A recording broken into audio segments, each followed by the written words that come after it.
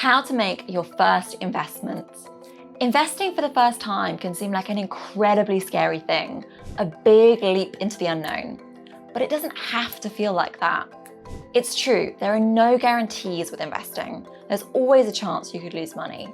But even so, there are some basic steps you can follow to give yourself the best chance of success. Because over the long term, history has shown that investments do usually outperform cash. In this video, we'll unpack what each of those steps are. If you have any questions about getting started investing, let us know in the comments.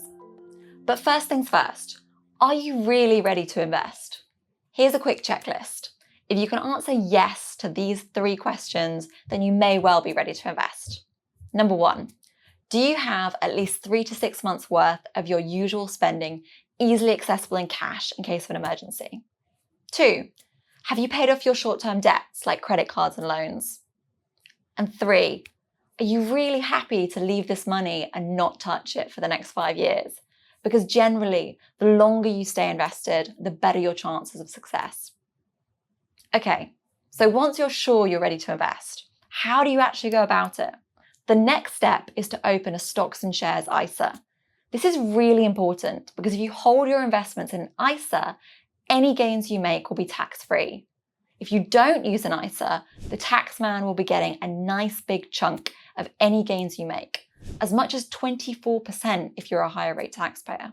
Once you've got an ISA set up, you then need to decide what to invest in. You can pick individual companies or stocks to invest in yourself, but generally, only very experienced investors do this because it requires a lot of research. A simpler option, which most investors these days go for, is to invest in funds. This is where investors pool their money together and it's invested in a wide range of stocks or bonds for them, spreading their risk. You can have a professional fund manager picking those investments. That's known as an active fund. Or you can simply invest in a market as a whole, holding a tiny share in the stocks or bonds available on it.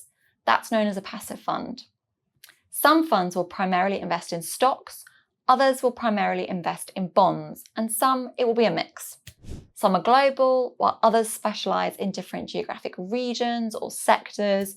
So even with a fund, you do need to do some level of thinking to decide whether you want, say, a fund specializing in Asian companies or European bonds.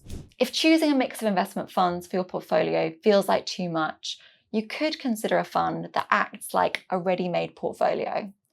Often referred to as multi-asset funds, these funds create a mix of various assets in one single investment fund. I like to think of this as the difference between cooking for yourself or buying a ready meal.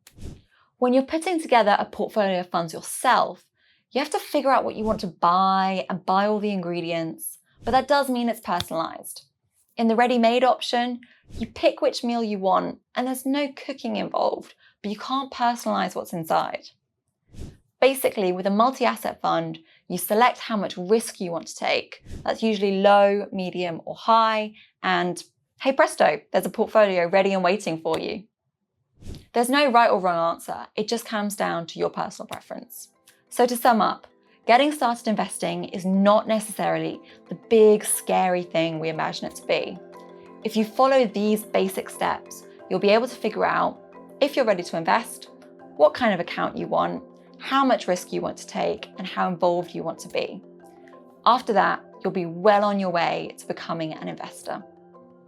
If you still have any questions or have any tips of your own for getting started investing, let us know in the comments.